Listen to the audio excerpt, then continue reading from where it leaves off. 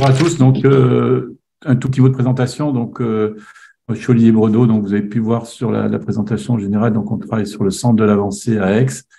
Et donc, je vais aborder la question de la douleur et de l'endométriose. Cette problématique, vous voyez sur cette diapositive, relie à la fois des éléments neurophysiologiques qu'on va aborder, mais aussi le contexte dans lequel cette maladie apparaît et qui peut tout à fait être une problématique pour la suite. Alors, les prévalences des AJPL chez la femme, je vous ai sorti quelques études, en fait, sont relativement importantes dans les consultations de tout le monde et des médecins généralistes comme des gynécologues. Et on voit que ces prévalences ne se résument pas, bien sûr, à l'endométriose. Et l'endométriose n'est pas l'alpha et l'oméga de la douleur pelvienne.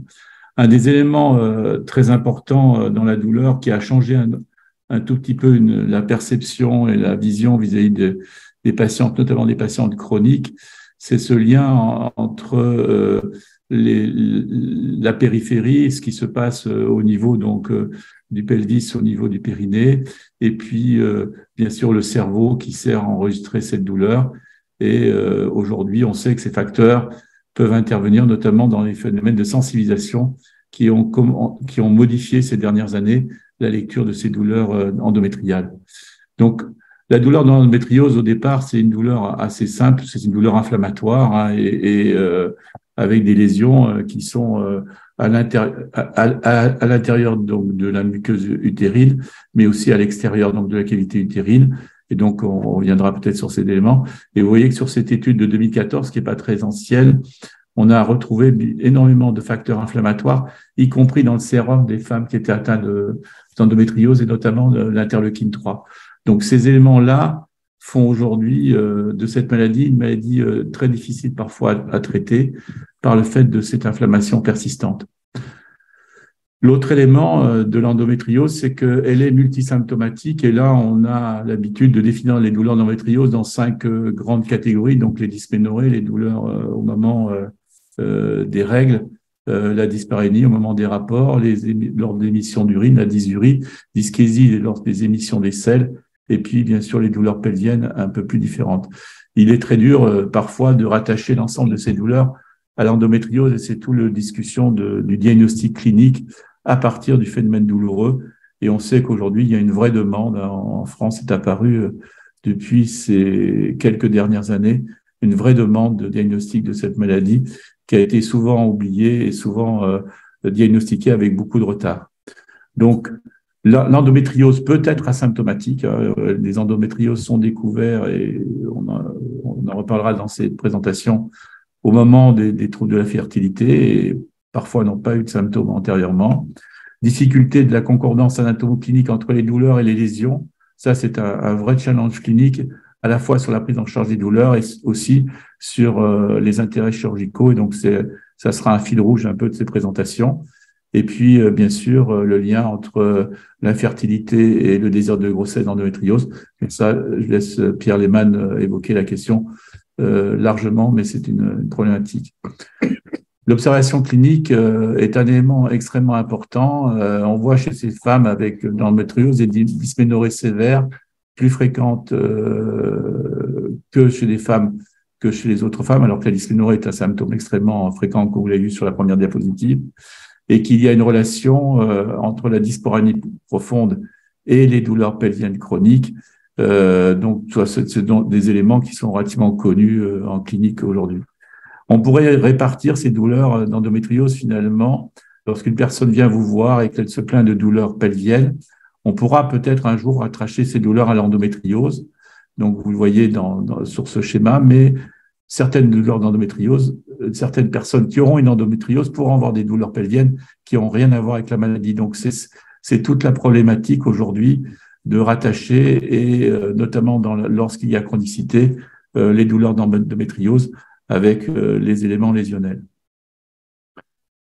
Alors, la douleur peut être localisatrice lorsqu'on écoute bien les gens sur les lieux de la douleur. Et ce qu'on veut essayer de faire comprendre dans cette présentation initiale, c'est qu'il n'y a pas une seule douleur, mais il y a des douleurs dans l'endométriose. Et notamment lorsqu'il y a une compression nerveuse, notamment sur les ligaments hétérosacrés, on aura une douleur neuropathique, voire des douleurs projetées. et elles ne seront pas abordées de la même façon, bien sûr, que d'autres types de douleurs.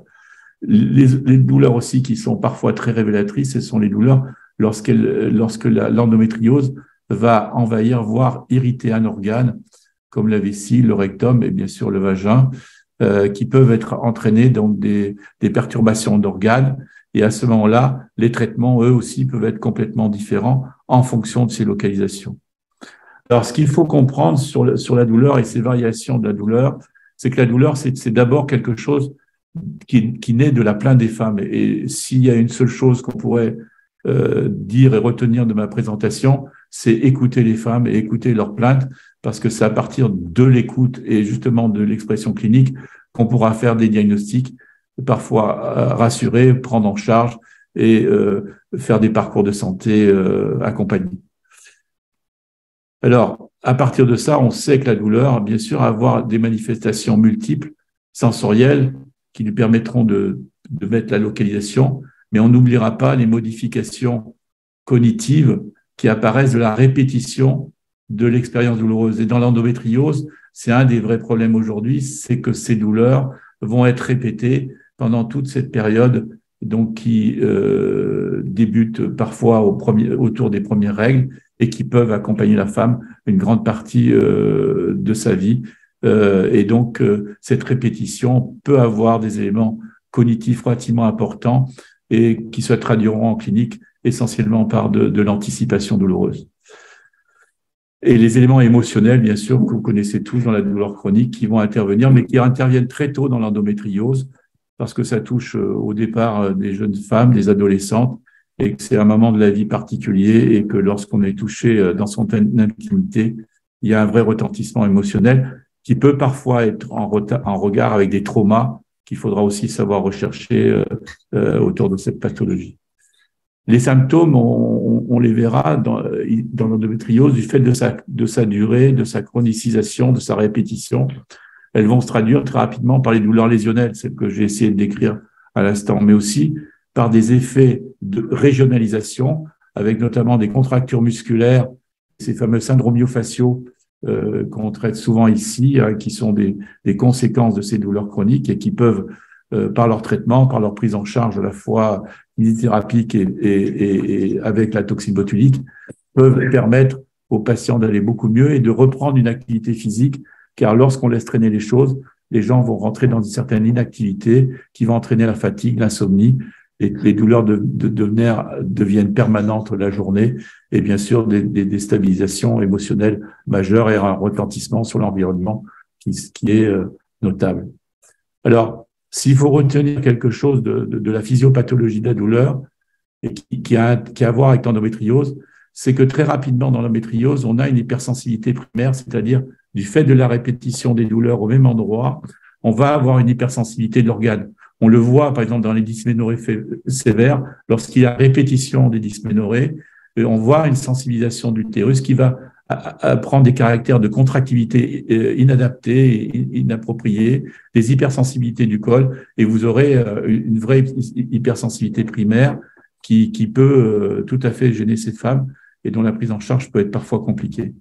L'autre élément, c'est la chronicité, c'est-à-dire si cette douleur va durer dans le temps, là, on rentre sur ce qu'on appelle l'hypersensibilité secondaire ou centrale, c'est-à-dire avec des phénomènes neurobiologiques maintenant qui sont bien connus et qui vont entraîner des modifications et notamment un signe clinique très, très spécifique qu'on retrouve dans ces hypersensibilités centrales. Ce sont des phénomènes allodiniques qui peuvent toucher aussi bien les régions cutanées que muqueuses, notamment vulvaires, qui peuvent extrêmement aussi être embêtants pour ces femmes, notamment lors des rapports sexuels. Et puis, bien sûr, ce que j'appelle l'hypersensibilité tertiaire, ce qui est la difficulté d'adaptation du sujet par rapport aux événements cognitifs et émotionnels qu'on a évoqués plus haut. Ceci peut faire varier, bien sûr, l'intensité de la douleur, mais ce qui est embêtant aujourd'hui, c'est que ces femmes qui ont souvent des douleurs chroniques ne sont pas sans difficulté au niveau central et donc sans difficulté d'adaptation de ce qu'on appelle la plasticité cérébrale. Les difficultés de sommeil sont repérées beaucoup dans les tableaux cliniques, il faudra les rechercher, avec des difficultés de sommeil des fois antérieures et associées soit à des traumatismes physiques, soit à des traumatismes psychiques. une diminution des activités physiques qui sont très nettes chez ces patients au début, qui doivent être accompagnés souvent par les physiothérapeutes, parfois par des ostéopathes, qui peuvent les aider à reprendre une activité physique, et bien sûr la perte du plaisir avec les pertes, bien sûr, de l'envie sexuelle. Pourquoi l'endométriose fait mal? La concordance anatomo-clinique, elle est importante. Les douleurs nociceptives sont rythmées par le cycle menstruel, et c'est vrai que là, une douleur nociceptive, le traitement de base, on le verra, c'est un anti-inflammatoire. L'endométriose peut comprimer des nerfs, et les douleurs vont alors apparaître de façon neuropathique, spontanée, à type de brûlure, de décharge, de dysesthésie, et vous allez avoir des symptômes qui peuvent être repérés par une échelle très simple, que vous pouvez tous utiliser, qui s'appelle le DN4, qui permet de repérer ces douleurs neuropathiques. Et puis, les douleurs peuvent comprimer donc un organe avec des douleurs spontanées, une hyperactivité vésicale, une hyperactivité rectale et des fausses envies. Et donc, ça, ce sont d'autres types de douleurs viscérales qu'il faudra rattacher, bien sûr, aux lésions endométriales par un bilan tout à fait complet. Donc, ces douleurs se répétant, bien sûr, l'hypersensibilité et les quelques signes cliniques que j'essaie de vous décrire peuvent être un point important. L'hypersensibilité sera suspectée sur la durée des douleurs, la répétition des douleurs non calmées, l'inactivité, bien sûr, l'inaction des traitements de base, des traitements basiques, sont un des éléments de diagnostic de l'hypersensibilité. Et puis l'hyperactivité des différents organes, cystalgie, proctalgie, dyspareunie, sont autant d'éléments qui doivent nous faire suspecter et que vous repérez très facilement dans ces échelles d'hypersensibilité qui sont actuellement mises à votre disposition et qui permettent de repérer l'hypersensibilité. Bien sûr, des douleurs neuropathiques qui sont des douleurs spontanées, non liées au mouvement, et vous retrouverez probablement dans les états antérieurs de ces patientes souvent un traumatisme psychique qui aura été un facteur déclenchant de première rencontre de la douleur au niveau pelvien, qui fait qu'aujourd'hui la sensibilisation est plus facilement obtenue. Les facteurs de chronicité, l'importance de l'inflammation, on sait qu'elle est très variable d'une personne à l'autre. Il y a des endométrioses avec très gros facteurs inflammatoires et qui sont très difficiles à traiter. L'ancienneté des douleurs, ça j'y reviens pas.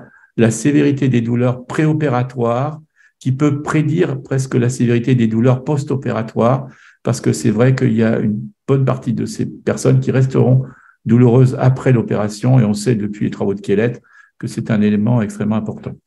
Les douleurs chroniques associées, lombalgie et migraine chronique font des tableaux. Parfois, on traite ces femmes, on les traite, on les catégorie en patients fibromyalgiques. Certains ont parlé de fibromyalgie du petit bassin, mais je dirais plutôt de pathologies chroniques associées qui sont des comorbidités extrêmement importantes dans ces tableaux. Et puis, bien sûr, les facteurs psychologiques qui sont des facteurs de sévérité des symptômes et qui favorisent cette hypersensibilité, les états dépressifs chroniques, les états anxieux sévères avec, bien sûr, les stress post-traumatiques, les kinésiophobies et le catastrophisme, et bien sûr, donc le stress post-traumatique que j'ai évoqué ci-dessus. Alors, certaines endométrioses sont asymptomatiques. Alors, comment on peut expliquer aujourd'hui que cette pathologie qui gêne autant de femmes peuvent être asymptomatiques? Peut-être il y a des explications, mais aujourd'hui, comme on ne connaît pas tout à fait toute la genèse de l'endométriose, peut-être il y a beaucoup de points, il reste beaucoup de points d'interrogation à cette question-là. Moins de lésions, peut-être, mais pas sûr. Moins d'inflammation, sûrement. Sûrement, peut-être qu'il y a une proportion entre la douleur et le caractère inflammatoire des lésions, et que ceci est variable et n'est pas forcément identique chez toutes les femmes porteuses d'endométriose. Tant d'antécédents de douleurs aiguës répétées, probablement, c'est-à-dire pas de lit de la douleur chronique, ça c'est évident. Pas de facteur de chronicité centraux, ça c'est évident, qui explique en grande partie aussi la symptomatologie de l'endométriose. Alors, bien sûr, vous retrouverez, mais ça je passe très vite sur ces diapositives, les différents modèles de douleur dans l'endométriose, le modèle inflammatoire, le modèle neuropathique, le modèle mixte qui associe les deux, hein, dans le même tableau, les femmes ont les deux types de douleurs, et puis bien sûr des modèles de type nociplastique avec difficulté d'adaptation centrale, cérébrale sur ces questions de douleurs chroniques. Là, le gros intérêt, un des messages que je veux laisser passer ici, c'est que la progestérone est un anti-inflammatoire, donc la base du traitement hormonal dans le traitement de la douleur est probablement le primum movens, hein, c'est-à-dire que les antalgiques, ça reste un traitement symptomatique, mais le traitement progestatif est un élément de base qui ne peut pas dire aujourd'hui qu'on aborde correctement la douleur d'endométriose sans discuter de cette question du traitement hormonal de l'endométriose. Les nouvelles classifications des antalgiques, il faut savoir qu'en fonction de ces différentes douleurs, on ne donnera pas les mêmes médicaments. Et lorsque la douleur est neuropathique, par exemple, on va beaucoup utiliser les médicaments de type antihyperalgésique, comme la prégabaline et le gabapentine. Mais vous allez aussi essayer de travailler avec les modulateurs de la transmission, qui sont des éléments périphériques, sur lesquels on travaille de plus en plus, parmi lesquels il y a un élément que j'ai oublié ici, qui est la toxine botulique, mais sur lequel on peut aussi associer la capsaïcine et les anesthésiques locaux qui, historiquement, ont été très utilisés dans ces traitements de façon locale. Et puis, les modulateurs du contrôle des inhibiteurs descendants, c'est-à-dire les antidépresseurs, avec les fameux antidépresseurs tricycliques comme l'anafranil, et puis les mixtes comme l'Effexor ou le Cymbalta. Il faudra surtout pas oublier, et c'est tout un message, mais ça, Christine Lévesque y reviendra, de médecine intégrative, ces thérapeutiques non médicamenteuses qui sont extrêmement utiles à la prise en charge de la douleur. Alors, certaines ont été plus ou moins classifiées comme étant un peu nobles, comme l'hypnose, l'acupuncture, les aimants. D'autres sont plus en cours de découverte, comme la neuromodulation, j'ai pas mis ici la photomodulation ou la radiofréquence, qui sont autant d'éléments qui sont extrêmement importants et sur lesquels on peut agir aujourd'hui dans cette médecine intégrative dont on va vous développer le champ plus tard. Alors, le schéma aujourd'hui du diagnostic, c'est bien sûr une évaluation parfaite. Au départ, les femmes ne doivent pas rester dans une incertitude diagnostique. Ça, c'est un élément important et c'est un élément, je pense, un message extrêmement fort qu'il faut vous laisser. La deuxième, il faut faire aussi une analyse de la douleur et ces facteurs de chronicisation que j'ai essayé de vous détailler peut-être un peu rapidement, mais qui permettent aujourd'hui de repérer les femmes fragiles et qui risquent de rentrer dans des tableaux de douleur pelvienne chronique relativement difficiles à prendre en charge, si ce n'est par un certain nombre de pluridisciplinaires, comme je l'ai vu plus haut. De ça, c'est de permettre une réadaptation, c'est-à-dire une réinsertion de la patiente dans la vie de tous les jours, de pouvoir reprendre des activités physiques et que on puisse, à travers cette prise en charge, avoir comme seul objectif l'amélioration de la qualité de vie, des activités sexuelles et bien sûr la réinsertion professionnelle, qui est un vrai challenge aujourd'hui puisque on sait qu'il y a un fort absentéisme scolaire pour les plus jeunes et professionnel pour les plus âgés suite à cette maladie. Bien sûr, on sait que d'entre les deux, il y a un certain mur de l'immobilisation, mais je ne vais pas me détailler sur ces problématiques-là. Les 7 principes du traitement, ce qu'il faudrait traiter le plus tôt possible et adapter après le bilan lésionnel. C'est vrai qu'une douleur, ça ne s'attend pas, donc il faut éduquer les patientes à traiter leur douleur relativement tôt et ne pas attendre d'avoir très mal pour, par exemple, prendre un anti-inflammatoire lorsqu'on a des douleurs lors des règles. Traiter selon le mécanisme de la douleur. Attention aux opioïdes. Les opioïdes sont une vraie gangrène actuellement aux États-Unis. On sait que c'est un problème de société, mais ça peut le devenir en Europe. Et on voit, il n'est pas rare aujourd'hui de voir, on voit nous une dizaine, une quinzaine de femmes dans l'année qui sont surconsommatrices d'opioïdes et parfois par des situations extrêmement dramatiques. Le traitement local, si douleur localisée, ça, il faut le privilégier. Et c'est vrai que c'est peut-être aussi un des points de force ici qu'on a sur le centre de l'avancée, c'est d'avoir essayé de travailler le traitement local parce qu'on sait que même dans les formes chroniques, il peut permettre des améliorations notables et à ces patients de pouvoir reprendre un tout petit peu le pied à l'étrier, si je pourrais m'exprimer ainsi.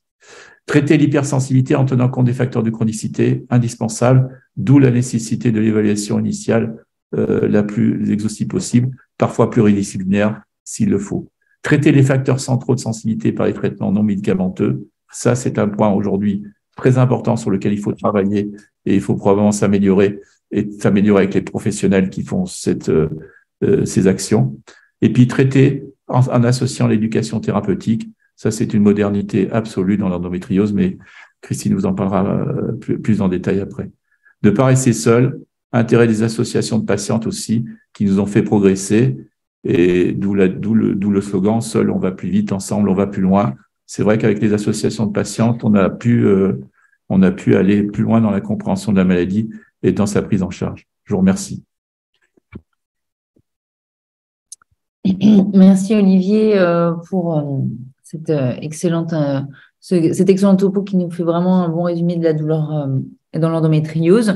Donc là, donc moi je me présente, je suis chirurgien gynécologue au Centre L'Avancée et c'est vrai que on s'est rendu compte tout au cours de nos parcours qu'il fallait vraiment déjà être une équipe pluridisciplinaire et proposer aujourd'hui des alternatives thérapeutiques un peu différentes devant beaucoup d'opposition aux patientes et surtout un épuisement aussi des patients face aux différentes thérapeutiques médicales et chirurgicales proposées. Donc, on va partir un petit peu sur justement ce parcours holistique et cette innovation thérapeutique et la difficulté aussi de mettre en place cette pluridisciplinarité et cette coordination qui n'est pas toujours évidente. Évidemment, l'épidémie, on la connaît tous. Aujourd'hui, la douleur pelvienne chronique, c'est comme 40 à 70% des patients endométriosiques. Ce qui est important pour nous, médecins, c'est aujourd'hui, on voit beaucoup de patientes qui veulent un diagnostic d'endométriose parce qu'elles pensent qu'elles vont avoir une prise en charge parce qu'elles sont étiquetées endométriose, alors qu'en fait, elles ont des douleurs pelviennes. Et en fait, aujourd'hui, l'endométriose, qui est la présence de localisation ectopique de l'endomètre, va être une maladie si la patiente a une altération de sa qualité de vie, soit parce qu'elle présente des douleurs, soit parce qu'elle présente une infertilité.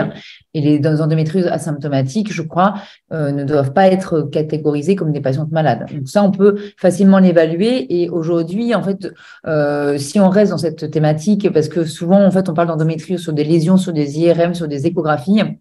Et je crois qu'il faut plutôt se centrer sur quelque chose d'important et que les patients demandent, en fait, vraiment, c'est l'optimisation de la qualité de vie. Il faut utiliser des questionnaires de qualité de vie qui ont été validés par nos collèges.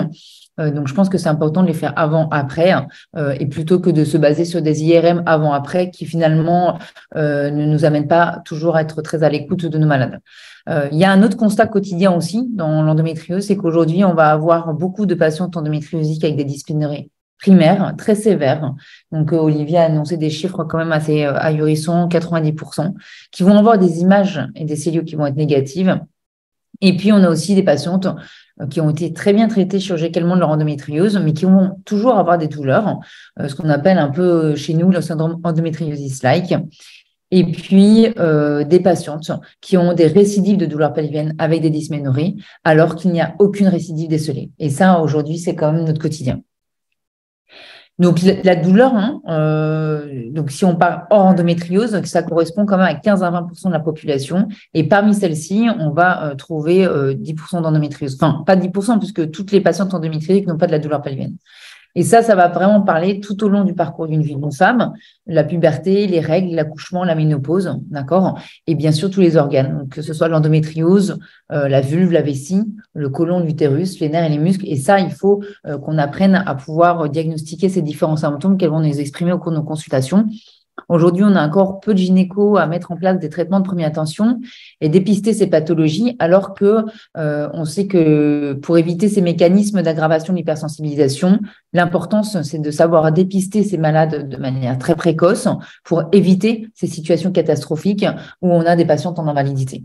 Donc, c'est clair que la douleur pelvienne avec ou sans endométriose, c'est des problématiques majeures. C'est ça qui va altérer leur qualité de vie de manière beaucoup plus importante que la localisation de son nodule en IRM. C'est quasiment aujourd'hui 6 à 12 mois d'attente pour une consultation spécialisée. C'est beaucoup d'altération de leur qualité de vie professionnelle, personnelle, conjugale, avec une grande culpabilisation de ces femmes parfois. Alors aujourd'hui, on est beaucoup plus à l'écoute de ces patientes, bien sûr, heureusement. Il y a beaucoup de patients qui ont fait beaucoup de gynéco, beaucoup d'IRM, donc ça coûte pas mal d'argent à la sécurité sociale. Et puis, cette attente de ces patientes avec ces parcours complexes, malheureusement, agrandissent aussi parfois la colère des femmes. Et aujourd'hui, on est en train de mettre beaucoup de mécanismes et de choses pour que cela change. Donc, finalement, toutes ces dysménorrhées, ces douleurs pelviennes, c'est un petit peu dans l'endométriose la face visible de l'iceberg, puisqu'en fait, on parle de dysménorrhée, dès qu'on parle de dysménorrhée, on dit endométriose. Et donc, on veut absolument dépister l'endométriose, mais finalement, je crois que le plus important, et ça, c'est de dépister cette douleur pelvienne chronique et de faire un diagnostic précoce d'endométriose au sein d'une population ciblée et non pas dans la population générale. Donc, comme Olivier parlait, on a vraiment des expressions très différentes de la maladie, avec des petites endométrioses qui vont faire donc très très mal et des très grosses endométrioses qui vont faire pas beaucoup mal. En fait, je pense que dans ces types de patientes, on va avoir vraiment deux types d'endométriose. L'endométriose profonde, souvent, on va être assez étonné de la discordance clinique de ces patientes avec la douleur. Et puis, on a les autres patientes qui sont hypersensibilisées et qui vont bénéficier parfois de imagerie multiple ou de célioscopie multiple et chez qui on va trouver des lésions d'endométriose. Et je crois que c'est vraiment deux types de patientes qui sont vraiment différentes et à bien distinguer dans nos prises en charge. Il y a l'endométriose qu'on a découvert devant des contextes d'hypersensibilisation et puis il y a l'endométriose profonde qu'on va découvrir devant plutôt des dysfonctions liées à des localisations organiques. Donc, on sait un petit peu, même si c'est encore flou, bien sûr, que cette inflammation avec la création de ces nodules et la neuroangiogénèse va induire des kystes inflammatoires et surtout le phénomène répété de ces douleurs dont les dysménorrhées en sont vraiment responsables, peuvent induire des dysrégulations du système nerveux central et donc des douleurs. Dans l'origine de la douleur de l'endométriose, Olivier l'a très bien décrit, donc par les mécanismes de l'hypersensibilisation, l'inflammation, bien sûr, l'infiltration nerveuse, les adhérences avec les modifications de la mobilité, et puis cette hypersensibilisation pelvienne centrale qui va venir aussi un peu flouter tous les éléments. Donc, je ne vais pas revenir sur ces phénomènes de sensibilisation qui sont très importants à prendre en charge. On imagine bien qu'une patiente qui va avoir des règles très, très douloureuses pendant un moment va avoir une modification de sa sensibilité et puis liée à cette transmission exagérée qu'on appelle des douleurs nociplastiques. Et quand on ne traite pas une personne d'une douleur, qu'est-ce qui se passe? On va avoir une expansion en abduile de cette zone, ce qu'on appelle des syndromes régional de douleur, doulouro-régional complexe, comme des algodystrophies du pelvis et du périnée, avec des patients qui vont avoir des douleurs vésicales, des douleurs digestives, des douleurs vulvaires, donc ces hypersensibilisations. Donc, il existe des critères convergence PP et je pense que tout praticien qui fait de l'endométriose ou même tout gynéco ou tout praticien c'est important de connaître ces critères parce qu'on ne va pas appréhender les patients de la même manière. Ces patients, ils vont avoir besoin vraiment d'un accompagnement et d'une pluridisciplinarité avec une prise en charge holistique. Donc, on voit bien, c'est rythmé par des douleurs mictionnelles, des douleurs à la défécation, à l'activité sexuelle, des douleurs musculaires. Et puis, il y a une caractéristique très particulière qui est la variabilité de l'intensité de cette douleur et de la topographie, ce qui pouvait exprimer chez ces patientes-là aussi des accusations un petit peu d'hystérie, parce que c'était un peu tout et rien, on ne comprenait pas toujours.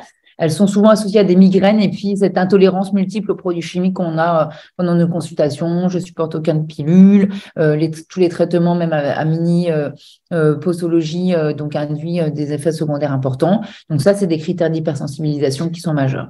Cette discordance, elle nous induit bien aujourd'hui qu'il existe une notion de sensibilisation viscérale qu'on peut plus nier. Un patient peut avoir mal à un organe, même s'il n'y a pas de lésion dessus, et c'est pas l'hystérie. C'est des concepts de douleur d'organes et ça aujourd'hui, il faut le prendre en compte et il faut prendre en compte et en charge les malades qui présentent ce type de douleur, aussi bien qu'on sait prendre en charge une lésion en chirurgie. Donc la douleur dans l'endométriose, il y a deux types et donc voilà. En comprenant que ces deux types, en fait, à la fois l'hypersensibilisation liée à la douleur et aux modifications nociplastiques cérébrales et la douleur liée à la localisation, on se rend bien compte que le traitement, il va être complexe et qu'aujourd'hui, avant même de commencer des examens complémentaires, puisqu'on sait que plus on va débuter tôt les traitements, plus on va limiter ces aggravations d'hypersensibilisation centrale. Il faut clairement aujourd'hui proposer d'emblée à un patient, donc soulager, c'est déjà aussi considérer sa douleur, c'est des patients qui vont faire moins de nomadisme, éviter ces phénomènes et l'errance médicale. Donc, cette démarche, donc ça, elle est très importante pour toute personne qui fait de l'endométriose, c'est cartographier, entendre, écouter, expliquer. Donc, évidemment, les examens complémentaires, c'est l'échographie première intention. L'IRM pelvienne et surtout pas d'électromyogramme. C'est des examens qui sont pas utiles dans ce diagnostic et surtout douloureux. Donc, l'interrogatoire, il est majeur. Pourquoi je reprends en fait cette démarche diagnostique? Parce que pour mettre en place, je sais qu'on était dans l'innovation thérapeutique, cette mise en place holistique, en fait, il faut avoir déjà une vision bien globale de votre malade avant de mettre en place un programme, puisqu'en fait, c'est parce que votre hypothèse diagnostique sera la plus précise possible et la plus large possible, que votre programme sera d'autant plus efficace. Donc, cet interrogatoire, il est majeur, les facteurs déclenchants, comment vous êtes entouré, les contextes, l'enfance, depuis quand, cette notion de vulnérabilité, le sommeil est très important. Évidemment, on est des bons cliniciens, donc la caractérisation de la douleur, ça, on a le DEN4, la type, la localisation, le VA. Et puis, il faut évaluer aussi tout ce qui est conséquences fonctionnelles, parce que la douleur donne de la dysfonction. Une patiente qui va avoir des douleurs vésicales liées à une hypersensibilisation peut devenir dysurique. Donc, si elle est dysurique, elle pousse et peut induire donc des troubles astatiques. Donc, tout ça, c'est des mécanismes à comprendre et à écrire, parce qu'en fait, dans votre programme, vous allez l'expliquer comme ça. C'est des patients qui sont douloureux, donc l'examen doit être prudent. Évidemment, toujours l'accord. Aujourd'hui, on est d'autant plus prudent, mais il faut examiner ces malades, il faut leur expliquer. On ne pourra pas bien les traiter si on ne les examine pas. Donc voilà, nous, on ne fait pas signer de consentement chez nous. On explique bien aux malades.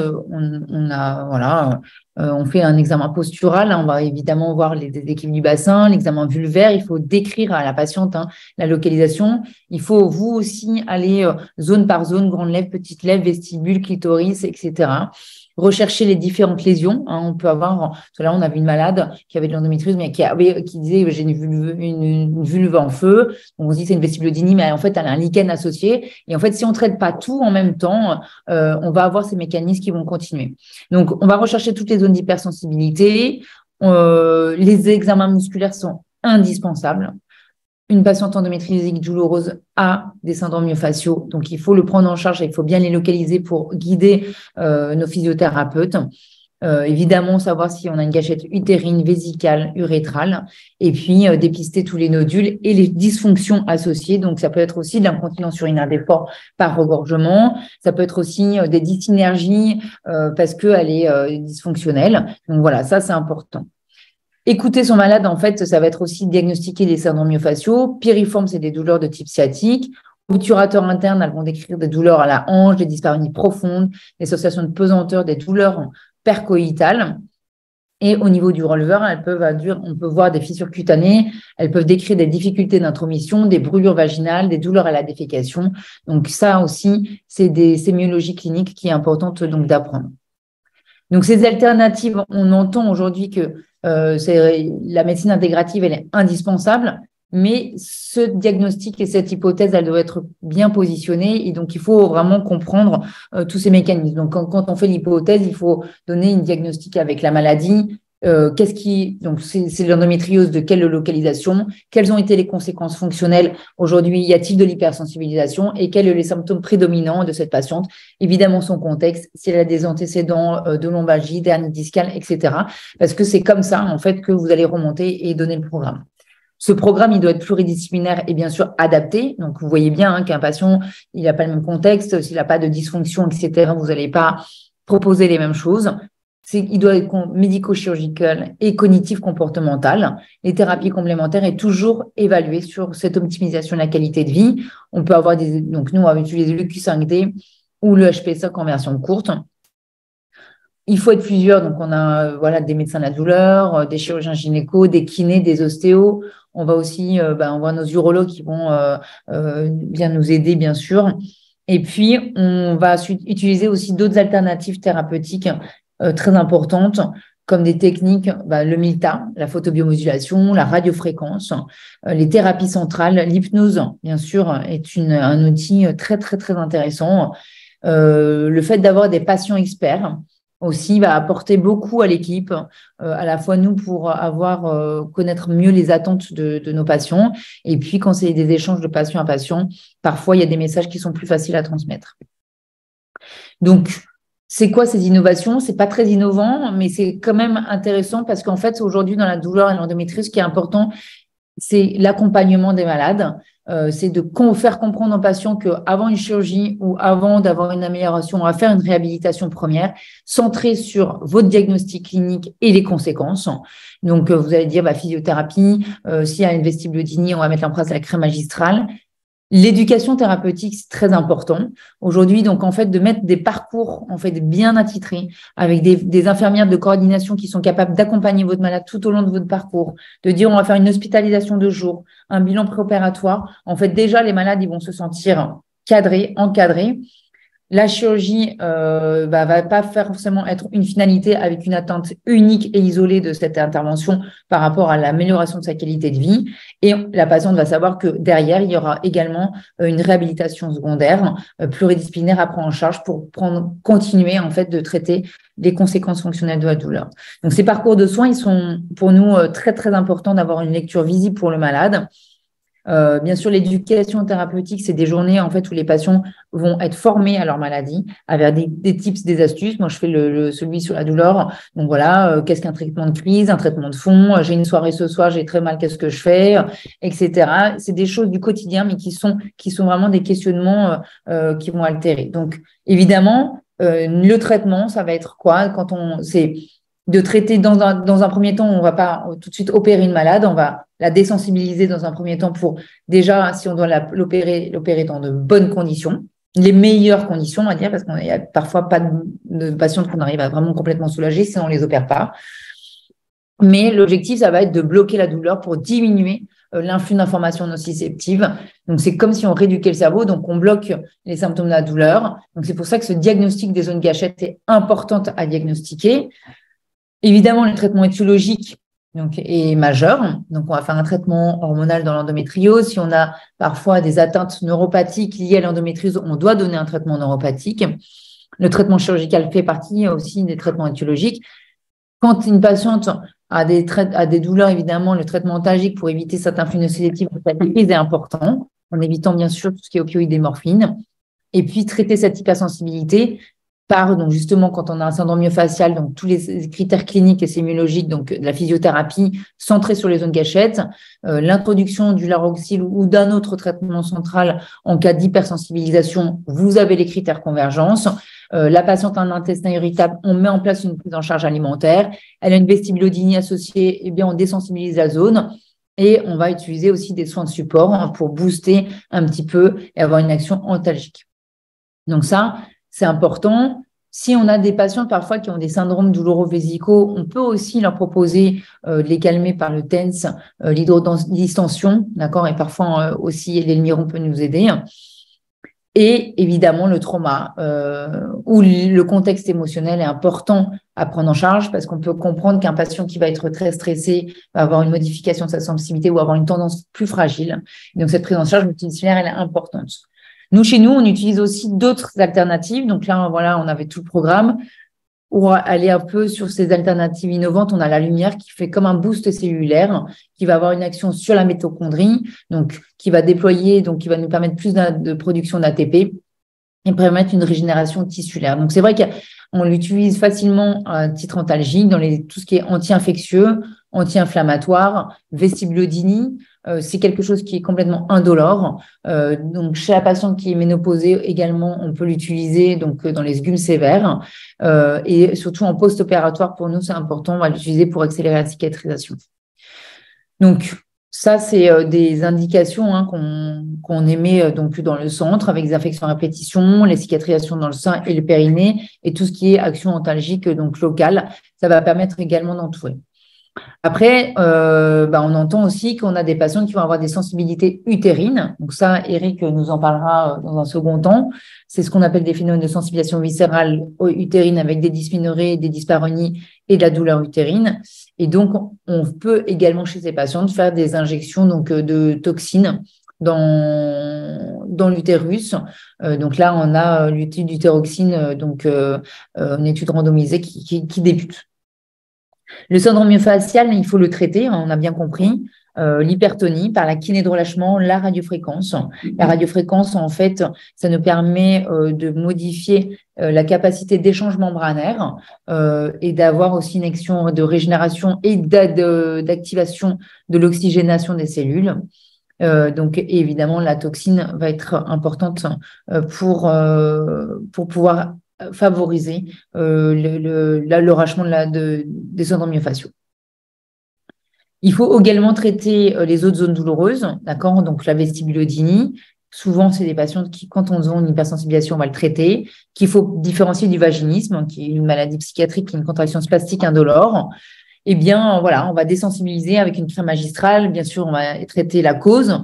Si on a une mycose, des vaginoses, des lichens, une épisiotomie, en fait, clairement, il faut traiter ça parce qu'en fait, ça va venir aussi tout se mélanger et on va utiliser facilement le multa et la radiofréquence dans ce syndrome.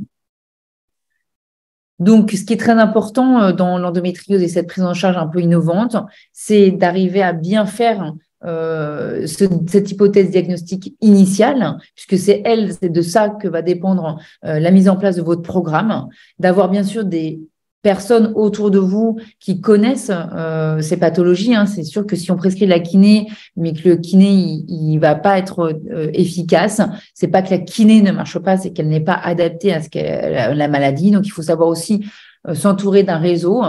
Pareil, voilà, c'est important d'avoir des médecins de la douleur qui sont en capacité de faire des examens gynécologiques et qui connaissent bien toutes ces différentes pathologies. Pareil, donc dans les thérapies centrales, donc c'est important. Et puis, je crois que l'éducation thérapeutique est majeure pour l'amélioration de nos patients. Voilà, merci.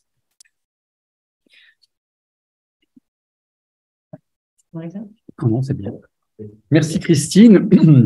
D'emblée, vous l'avez compris, après les communications d'Olivier et de Christine, la chirurgie n'est plus au premier plan dans le traitement de l'endométriose. Elle fait partie complètement des outils thérapeutiques dont nous disposons. Elle a sa place, on va le voir, elle a une place importante, mais une place pas plus importante que c'est le cas, le traitement de la douleur chronique, de l'hypersensibilisation, du traitement du trauma, de la rééducation.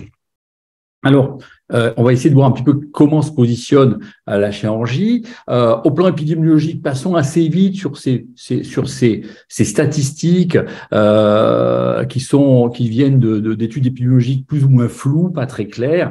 On en sait un petit peu plus avec cette étude publiée par Santé publique France l'année dernière et qui nous donne une meilleure idée à partir de l'incidence des hospitalisations à partir du code CIM10 N80 qui nous montre que l'incidence globale de l'endométriose à partir de ce code est de 10 pour 100 000 personnes années.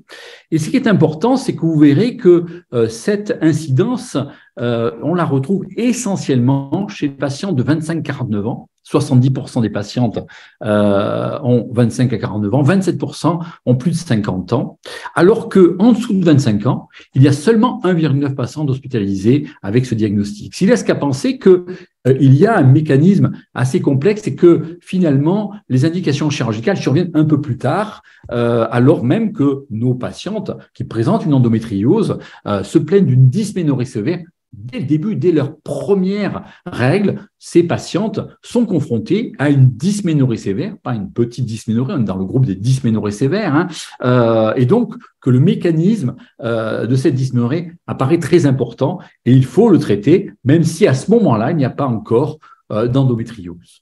Alors, au niveau chirurgical, l'endométriose va s'attaquer aux lésions d'endométriose profondes, celles qui sont difficiles de traiter médicalement, qui vont continuer à évoluer et pour lesquelles on va avoir du mal à contrôler la douleur ou bien qui vont menacer les organes du voisinage. Ça peut être donc un kyste endométriose de l'ovaire, une lésion sous-péritonéale ou bien une lésion de l'utérus, du myomètre utérin qu'on appelle l'adénomiose. Les symptômes, vous les connaissez, il y en a 3. C'est soit dans le cadre de la douleur, soit dans le cadre de l'infertilité, soit le troisième, ne l'oublions pas, c'est l'hémorragie.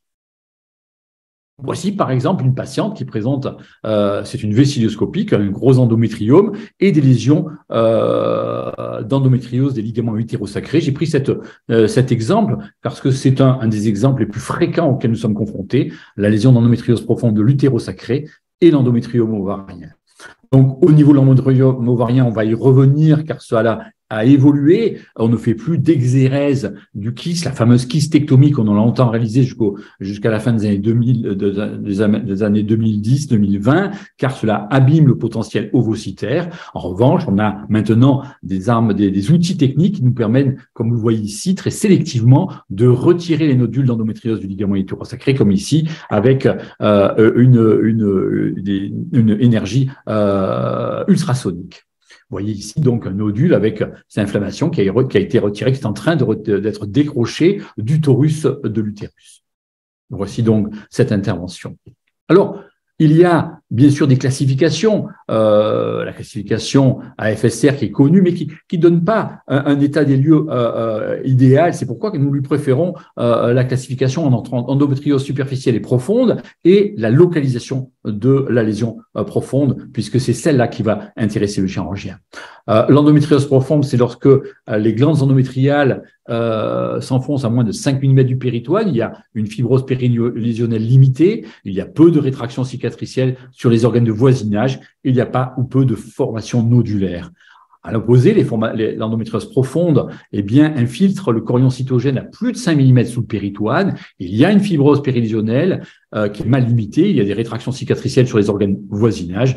Et il peut y avoir formation de nodules avec des plans de clivage pour nous, chirurgiens, difficiles. Quels sont les sites d'endométriose profonde? Je l'ai dit tout à l'heure, au niveau de l'ovaire, c'est le plus fréquent. On l'appelle l'endométriome. Il peut y en avoir, vous l'avez vu tout à l'heure, au niveau des ligaments utérosacrés. Il peut y en avoir au niveau de la cloison rectovaginale, c'est un ordre de fréquence, avec une atteinte possible du rectum. Également, au niveau de la cloison vésico-utérine, avec une atteinte possible de la vessie. Au niveau des paramètres, avec une atteinte possible des urétères. Au niveau de l'utérus, avec une atteinte possible du myomètre, on l'appelle l'adénomiose. Certains confrères préfèrent l'appeler endométriose interne. C'est tout à fait recevable. Et puis, les autres localisations sont plus rares. Au niveau d'autres segments intestinaux, le sigmoïde, l'intestin grêle, la paroi abdominale, l'ombilique ou la coupe diaphragmatique. Donc, lorsque ces lésions ne sont pas contrôlées par le traitement médical, qui sont symptomatiques, il peut y avoir une indication chirurgicale au niveau de ces nodules profonds sous-péritonéaux. J'ai schématisé ici un nodule de la cloison rectovaginale, un nodule de la cloison vésico-vaginale et un nodule des ligaments utérosacrés. Fort heureusement, ce n'est pas toujours chez la même patiente, heureusement. Voici une IRM qui nous montre un volumineux nodule de la cloison rectovaginale qui vient s'enclaver entre la face postérieure de l'isthme utérin, le vagin et le rectum. On comprend bien la gêne et la douleur que ça entraîne. Il va donc nous falloir retirer ces nodules car il est menaçant pour le rectum, entraînant une gêne rectale pendant les règles, des rectorragies, une dyspareunie bien sûr au fond par l'effet balistique du dôme vaginal postérieur. La difficulté ici, ça va être effectivement de disséquer la face antérieure du rectum. Il est souvent possible de passer le long du rectum sans l'ouvrir. C'est un traitement dit conservateur, mais lorsque le nodule pénètre profondément la musculeuse ou la paroi rectale, on sera obligé d'assurer une résection rectale et de rétablir la continuité. La difficulté de ce type d'intervention est le risque de fistule, de lâchage qui peut nécessiter une protection en amont par une iléostomie qui sera ensuite rétablie en continuité. Parfois, nous réalisons une iléostomie fantôme, c'est-à-dire on la prépare en laissant un petit fil autour de l'iléon et si ça se passe mal, on peut à ce moment-là faire l'iléostomie assez facilement et si ça se passe bien, on lâche notre lac et la situation continue de se faire. Et puis ensuite, lorsqu'on pense que la résection n'est pas indispensable, que le contact rectal est peu important, on fait ce qu'on appelle les résections discoïdes qui nous permettent d'éviter cette résection rectale car la résection rectale est une intervention lourde. De la même manière, au niveau de la cloison vésico-vaginale, il peut y avoir des nodules qui infiltrent la vessie, comme vous le voyez dans ce cas précis. À ce moment-là, on a une douleur vésicale qui est aggravée pendant les règles, une pollakiurie, des urgences mictionnelles et toujours des dysménorrhées. Dans ce cas précis, on voit en célioscopie une zone rétractée entre la face antérieure de l'isthme utérin, le col et la vessie. Et donc, nous avons assuré la résection de nodules en emportant une petite partie de la vessie, d'une dôme vésicale. Alors, fort heureusement, c'est sans conséquence, car la vessie est un organe assez malléable et permet de récupérer une cavité si on assure bien sûr une bonne suture vésicale, comme ça a été fait ici. Vous voyez qu'ici, ensuite, nous disposons nos nodules dans un sac de celluliochirurgie afin de pouvoir le retirer en sécurité et ne pas essaimer de cellules endométriales dans la cavité péritonéale, éviter ainsi toute récidive. Ici, c'est l'adénomiose utérine que vous voyez sur cette IRM et en échographie. On le voit en bas sur cette coupe sagittale. On voit bien ces petits spots hémorragiques sur le mur postérieur. Alors, dans ce cas précis, on pourra assurer une résection chirurgicale limitée. Dans le cas ici également, c'est possible lorsque c'est très diffus et qu'on veut conserver l'utérus. C'est une situation plus délicate. Et bien entendu, la part principale du traitement est le traitement médical, puisque nous bénéficions maintenant de ce véritable traitement anti-endométriosique qui nous permettent d'assécher véritablement ces lésions. Mais dans certains cas, notamment dans ce cas particulier, nous avons choisi de retirer cette lésion car c'est tout à fait focal, c'est une lésion retirable et qui a permis de voir disparaître les douleurs à l'exérèse de cette lésion. Mais lorsque ce n'est pas possible et lorsque la douleur continue, eh bien, nous avons recours à l'utilisation, comme l'a dit Christine tout à l'heure, de la toxine botulique. La toxine botulique répond assez bien au cahier des charges de la douleur utérine, de l'endométriose et de la dysménorrhée, puisque cette dysménorrhée, notamment chez la jeune femme, est liée à une hypercontractilité utérine et une sensibilisation du myomètre. Et la toxine va nous permettre d'empêcher cette contractilité et d'avoir également une action sur ces mécanismes de la sensibilisation de l'orgasme. C'est pourquoi nous avons donc proposé l'utilisation de la toxine au niveau du muscle utérin par des injections sous hystéroscopie. Là, c'est la publication de l'étude pilote qui a donné des résultats assez remarquables et impressionnants avec une réduction significative de la dysménorrhée. Voici la façon dont nous réalisons. C'est un hystéroscope qui va dans la cavité utérine et je vais mettre en route le petit film. Et cet hystéroscope admet une aiguille très fine qui passe dans un canal opérateur. Vous voyez ici l'infirmière qui glisse l'aiguille qui est très longue et qui va jusqu'au niveau de l'utérus. Et ensuite, l'opérateur va prendre le contrôle de l'aiguille vous voyez voir, là nous sommes en hystéroscopie et va prendre le contrôle de l'aiguille pour faire une injection au niveau du myomètre utérin. On va répartir ces injections dans tout le myomètre, bien consciencieusement sur la face antérieure de l'utérus, puis sur la face postérieure. Nous utilisons 200 unités de toxines réparties en 20 injections, c'est-à-dire que chaque injection va distribuer, comme vous le voyez ici, va distribuer 10 unités de toxine botulique. Donc voici l'injection, vous la voyez, voilà, l'aiguille est poussée dans le myomètre utérin.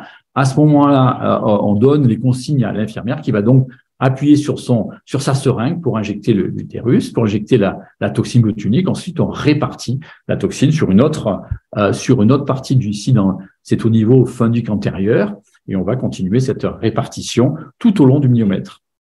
Actuellement, nous débutons une étude prospective en double aveugle entre la toxine botulique et le traitement conventionnel. C'est l'étude utéroxine dont nous attendons bien sûr beaucoup, mais qui va donc comparer 50 patientes avec la toxine botulique et 50 patientes avec le traitement conventionnel. Quelle est la place de la chirurgie? On l'a vu là maintenant tout à l'heure dans la douleur et dans la dysménorrhée notamment. Quelle est la place dans l'infertilité? Elle a aussi encore une place, la chirurgie, même si sa place est maintenant assez modeste avec l'avantage qu'apporte la PMA, et on va le voir tout à l'heure. Mais il peut y avoir un intérêt à traiter l'endométriome ovarien. Alors, je vous l'ai dit tout à l'heure, plus en faisant une résection chirurgicale de ces kystes, une kystectomie qui ont été largement utilisées, dont on s'est aperçu qu'elles étaient très traumatiques pour le capital ovocytaire de ces ovaires. Et aujourd'hui, on réalise plutôt une vaporisation ou une éthanolisation, on va le voir. Ensuite, on peut avoir une action sur les hydrosalpinx qui sont fréquents dans l'évolution, malheureusement, de l'endométriose et qui vont entraîner donc une obstruction terminale et donc une absence d'évacuation des liquides de la trompe et entraîner donc une dilatation, une stagnation de ce liquide qui va entraîner des difficultés, notamment pour une implantation secondaire. Alors, soit on peut rétablir l'évacuation de cette trompe en faisant une néosalpingostomie, une salpingoplastie, soit on se décide à retirer la trompe, notamment avant une FIV. Et enfin, on peut utiliser une adhésiolyse si justement l'ovaire est difficile d'accès avant la PMA. Donc, l'endométrium, en voici un en échographie. Lorsqu'il est gênant, notamment en vue d'une FIV, eh bien, on peut effectivement l'aspirer, mais l'aspirer simplement ne suffit pas, car il va se reconstituer aussitôt. Il faut faire quelque chose. Et par échographie, on peut faire une alcoolisation, utiliser l'alcool pour détruire la paroi kystique sans abîmer le capital ovocytaire. Si on est sans cystoscopie, on utilisera une vaporisation par laser ou plasmagètre que nous utilisons assez régulièrement lorsque nous effectuons les cystoscopies dans le cas d'une infertilité. Ça, c'est un hydrosalpinx. Ici, vous voyez, dans ce cas précis, les hydrosalpinx sont bilatéraux et c'est une patiente chez qui il doit y avoir une PMA. Et l'hydrosalpinx va entraîner une réduction des chances d'implantation. Et donc, nous avons réalisé une salpingectomie bilatérale chez cette patiente avant d'effectuer le transfert. Donc voilà, enlever les trompes altérées avec hydrosalpinx lorsque, effectivement, on ne peut pas les réparer.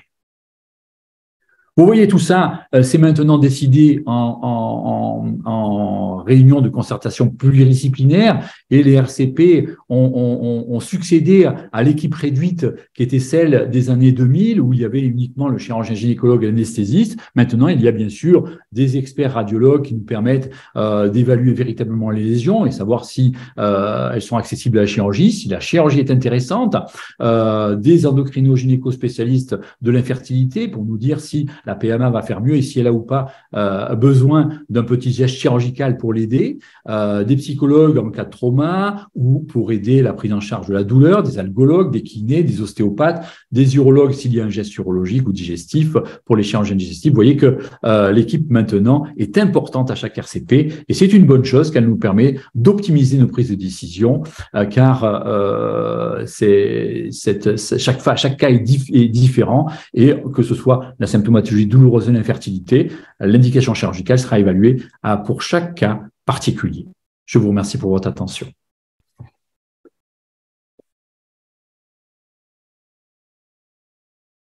Et maintenant, je laisse place à mon collègue Dr Pierre Lehmann pour nous parler de la place de la PMA dans l'endométriose. Merci beaucoup, Eric. Alors, merci pour ce beau topo. On a déjà commencé à discuter un petit peu ensemble de la fertilité, donc de la chirurgie dans le cadre de la fertilité. Donc, je me présente, je suis Dr Pierre Lehmann, je suis gynécologue et obstétricien spécialisé en PMA. J'ai travaillé une dizaine d'années dans les centres de fertilité au Canada et actuellement, je suis attaché au centre de PMA de l'hôpital d'Aix et je travaille dans l'unité de gynécologie à l'avancée. Et nous allons discuter un petit peu de fertilité pour finaliser ce topo. Alors, rapidement, l'endométriose, ça a été identifié quand même il y a pas mal de temps, en 1860, c'est assez ancien quand même. C'est la présence de cellules endométriales en dehors de la cavité utérine. Comme on l'a vu, il y a différents phénomènes physiopathologiques qui peuvent l'expliquer, comme la régurgitation menstruelle ou alors la réaction inflammatoire qui en est due. Les deux grands piliers qui existent dans l'endométriose, ce sont les symptômes douloureux et l'infertilité. On a déjà bien développé la partie douleur. On va développer maintenant la partie fertilité. Alors, les différents types d'endométriose qui pourront avoir un impact, donc c'est tout ce qui est endométriose superficielle, vous pouvez le voir sur cette diapositive. On a parlé des kystes endométriosiques, on en reviendra par la suite pour savoir c'est quoi leur impact dans la fertilité. Bien évidemment, l'endométriose, ça peut atteindre différents organes. C'est ce qu'on appelle l'endométriose profonde. Et initialement, l'endométriose utérine ou adénomiose serait à l'origine d'un phénomène qui serait uniciste, qui serait l'apparition de contractions utérines au niveau du fond utérin. Et ces contractions utérines vont faire migrer ces cellules de l'endomètre dans le muscle utérin et donc créer des petits îlots inflammatoires créant de l'adénomiose avec des phénomènes douloureux et hémorragiques. Alors, quelques chiffres pour la fertilité. On sait que l'endométriose, ça concerne environ 1,5 million de patientes en France, c'est peut-être sous-estimé. On a des patientes qui vont avoir un diagnostic au bout de 7 à 8 ans de consultation. C'est quelque chose qui est quand même assez long. Et évidemment, l'endométriose, on la retrouve chez 25% des patientes qui sont infertiles. Et le risque d'infertilité est multiplié par 10 en cas d'endométriose. Alors, il faut comprendre qu'il y a 30 à 50% des patientes qui ont de l'endométriose, qui vont avoir des difficultés pour tomber enceinte, mais à contrario, si on regarde le verre à moitié plein, ça veut dire qu'il y a 50 à 70% des patientes qui ont de l'endométriose qui n'auront aucune difficulté pour tomber enceinte. Donc, c'est une façon de voir un peu les choses, mais ça veut dire qu'il y a beaucoup de grossesses qui arrive sans qu'il n'y ait besoin de traitement de fertilité. Alors, quels sont les mécanismes et les facteurs qui vont faire qu'il y a de l'infertilité dans le cas de l'endométriose? Alors, on a dit il y a des facteurs mécaniques avec des phénomènes adhérentiels. Comme l'a dit Eric tout à l'heure, il parlait d'hydrosalpinge, donc c'est l'apparition d'adhérence au niveau de la trompe à son extrémité distale. La trompe, c'est un organe avec des glandes qui va sécréter du liquide, et ce liquide va donc refluer dans la cavité utérine et créer ce qu'on appelle des hydrosalpinges, ce qui peut être délétère pour la réceptivité endométriale. L'autre chose, c'est qu'il y a des contractions utérines anormales qui existent, qui vont être problématiques pour la migration du sperme vers l'ovocyte, mais aussi pour la migration de l'embryon dans la cavité utérine. Donc tout ça peut être altéré. D'autres mécanismes, comme l'a dit Olivier au début, on parle d'inflammation, c'est vraiment la chose qui caractérise l'endométriose. Cette inflammation peut avoir différents impacts sur la qualité ovocytaire, sur la qualité embryonnaire aussi, et bien évidemment les interactions qu'il peut y avoir entre le sperme, l'ovocyte et entre la trompe et l'ovaire. Dernière chose, la réceptivité endométriale, on a remarqué qu'il y avait moins de récepteurs à la progestérone dans le tissu endométriosique, ce qui veut dire que parfois on peut avoir des patientes qui vont résister même aux traitements médicamenteux, et il y a un environnement qui est pro-inflammatoire avec une augmentation des interleukines 6, 8, qui vont faire que la réceptivité de l'endomètre peut être altérée, et ça c'est surtout visible dans les endométrioses avec des stades un peu sévères comme le type 3 ou 4. La dyspareunie, bien évidemment, si on a des patientes qui ont des douleurs au moment des rapports, il y a moins de rapports, donc des problèmes de fertilité. Lorsqu'il y a des nodules endométriosiques profonds, surtout, il peut y avoir des douleurs. Comme vous le voyez sur l'image, on a l'ovaire gauche, l'ovaire droit en célioscopie, et vous avez la réunion des ligaments utérosacrés au niveau du torus et quelques nodules endométriosiques qui peuvent expliquer des douleurs et donc des difficultés à avoir des rapports. Le dernier mécanisme de l'infertilité, c'est le micro-environnement ovarien. Alors, les endométriomes, ce sont les kystes endométriosiques, sont des kystes un peu particuliers, puisqu'en fait, la coque de ces kystes n'est pas une véritable coque, ce qui veut dire qu'il y a une relation intime entre le liquide qui constitue ce kyste et le cortex folliculaire ovarien adjacent, ce qui veut dire qu'on peut avoir de l'inflammation et un stress oxydatif qui va aller migrer au niveau du cortex ovarien qui est environnant, diminuant ainsi probablement la quantité de follicules présents. Donc, ce n'est pas juste une explication d'une chirurgie qui pourrait être délétère pour la réserve ovarienne, mais l'existence même d'un endométriome pourrait avoir un impact sur la réserve ovarienne. Comme on l'a dit tout à l'heure, la chirurgie a sa place dans l'endométriose. Bien évidemment, en fertilité, ce qu'on veut, c'est préserver la réserve ovarienne. Pourquoi? Parce qu'on a besoin de quantité, on a besoin d'ovocytes pour pouvoir faire de la fécondation in vitro ou des techniques d'insémination. Et on sait que la chirurgie, comme elle était pratiquée il y a quelques années, pouvait être délétère sur cette réserve ovarienne. On a vu qu'il y a des nouveaux devices qui existent et qui vont permettre de vaporiser, d'utiliser du laser CO2 sur ces kystes d'endométriose. On a parlé d'alcoolisation, ça veut dire remplir le kyste d'éthanol à 95%, ce qui va avoir beaucoup moins d'impact négatif sur la réserve ovarienne. Alors, l'AMH, on en parle, c'est l'hormone antimullérienne, c'est un reflet quantitatif de la réserve ovarienne. Ça veut dire qu'on peut avoir une AMH qui est basse et tomber enceinte très facilement, ou une AMH qui est haute et avoir des difficultés. Il n'y a pas de rapport entre le chiffre d'AMH et la potentialité de tomber enceinte. Par contre, on a besoin d'avoir de la réserve ovarienne pour stimuler les patientes en fécondation in vitro. Alors, ça, c'est une diapositive où vous pouvez voir en abscisse l'âge des patientes de la naissance jusqu'à la ménopause. Et en ordonnée, on a la courbe logarithmique de l'AMH. Alors, globalement, on a un pic d'AMH juste après la naissance. Avant la puberté, on a un autre pic. Et le maximum d'AMH, c'est à 24,5 ans. Et au fur et à mesure, on va descendre, on va décroître dans cette AMH pour arriver à 1000 ovocytes, arriver à la ménopause. Et tous ces petits points que vous voyez, triangle bleu, ce sont des prises de sang qui ont été réalisées. Donc, comme vous voyez, on a une diminution de la réserve ovarienne avec l'âge et toute la difficulté va être de préserver cette réserve ovarienne. Alors, comme on l'a dit précédemment, l'idée, c'est d'être dans une équipe pluridisciplinaire qui va prendre en charge la patiente dans sa globalité. on a une prise en charge qui va être individualisée. Ça, c'est important parce que chaque cas peut être très différent et complexe. Une patiente peut nécessiter de la chirurgie avant des techniques de procréation médicalement assistée pour faciliter l'accès aux ovaires, pour éliminer un kyste qui serait cancéreux. Donc, on a en fait tout un tas d'options entre la chirurgie et l'insémination ou la fécondation in vitro. Et ça doit être évalué, bien évidemment, initialement pour savoir quelle sera la meilleure prise en charge pour la patiente. Et les critères décisionnels pour savoir vers quoi on se dirige comme traitement, ça va être l'âge de la patiente. Évidemment, plus la patiente est âgée, moins on va perdre de temps et aller avec des traitements plus performants comme la fécondation in vitro. La durée d'infertilité est un facteur important. Et si on a des facteurs mâles associés, comme un patient avec une oligospermie ou un sperme qui est diminué, on sait qu'on va aller se diriger directement en fécondation in vitro. Ou si on a 2 trompes bouchées ou des hydrosalpinx bilatéraux qui ont été opérés, à ce moment-là, on sait que la fécondation in vitro va être utilisée en première attention. Évidemment, on a des patientes qui vont avoir un syndrome douloureux très important, mais aussi des problèmes de fertilité. Et le tout, ça va être d'aller rapidement vers une solution efficace pour diminuer ces douleurs qui sont aussi présentes chez ces patientes qui ont des problèmes de fertilité. Alors, quels sont les traitements rapidement à disposition? Dans les stades légers, stades 1 et 2, on a l'insémination qui peut avoir encore une place, mais de plus en plus, on va être amené rapidement à se diriger vers de la fécondation in vitro, surtout dans les stades sévères, si on a une réserve ovarienne qui est diminuée, si on a un patient qui a déjà été opéré de kyste endométriosique. La chirurgie garde sa place dans les stades légers, comme les stades 1 ou 2, et on doit traiter 12 patientes pour avoir une grossesse supplémentaire dans ce genre de situation. La chirurgie peut être utilisée chez des patientes jeunes, avec une bonne réserve ovarienne, et surtout s'il y a un syndrome douloureux prépondérant qui n'est pas résolu par les traitements hormonaux.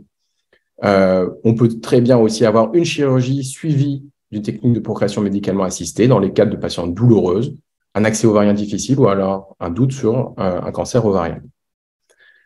Là, on va passer là-dessus et on peut se poser la question chez des patientes qui ont des problèmes de fertilité et ou qui n'en ont pas d'ailleurs et à qui on annonce qu'elle a une endométriose. Une patiente peut se poser la question, écoutez, c'est quoi l'impact de cette endométriose sur ma fertilité? Je n'ai pas de projet actuellement ou je vais en avoir un, mais est-ce que ça peut poser un problème? Et comme on l'a vu, c'est licite de se poser ce genre de questions, puisqu'on voit que le taux de fécondabilité chez monsieur et madame tout le monde, c'est 25% de chances de tomber enceinte par mois, et en cas d'endométriose, on tombe à 10%.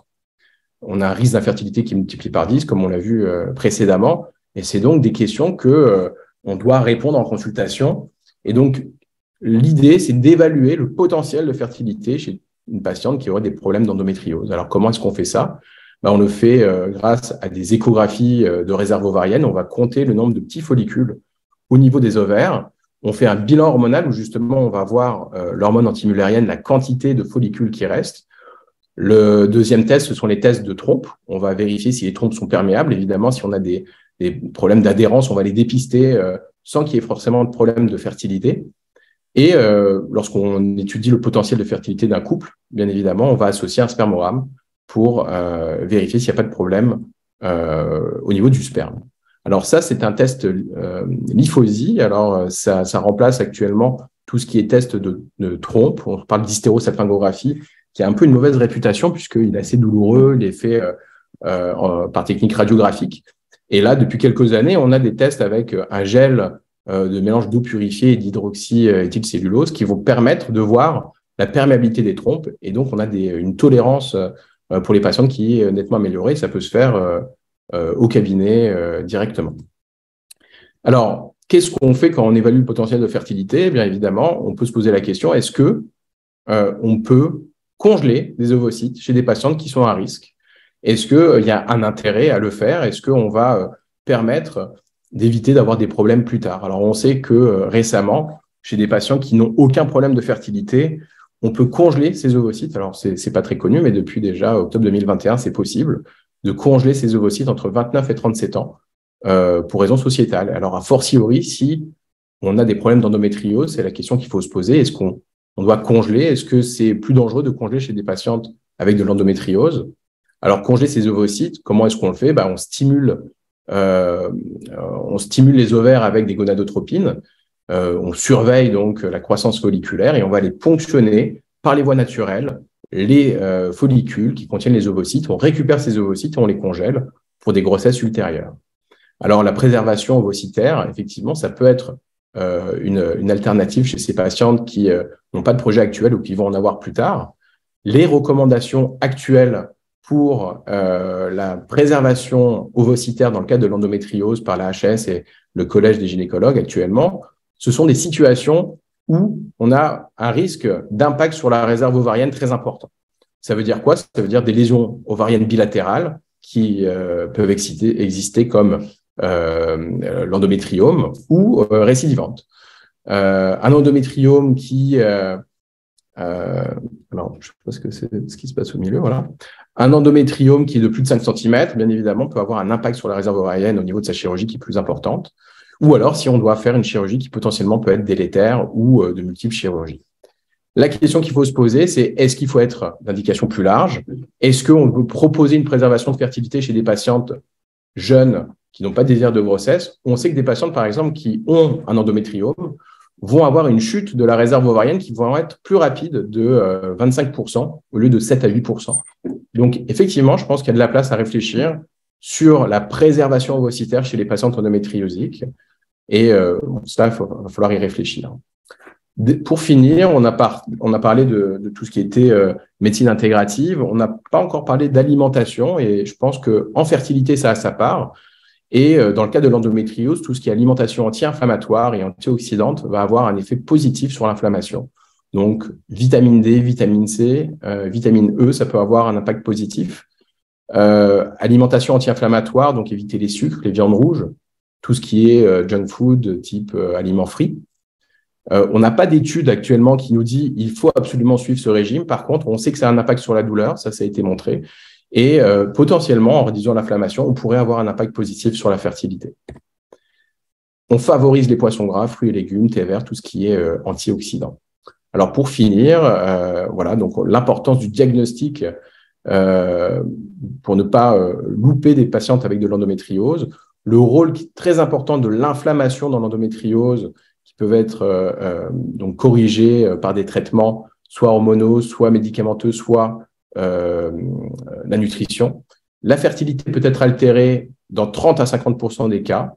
On a vu de quelle façon. Et bien évidemment, une prise en charge multidisciplinaire, comme le disait Eric, en concertation et en réunion pluridisciplinaire, va permettre de trouver une prise en charge optimale et individualisée pour nos patientes.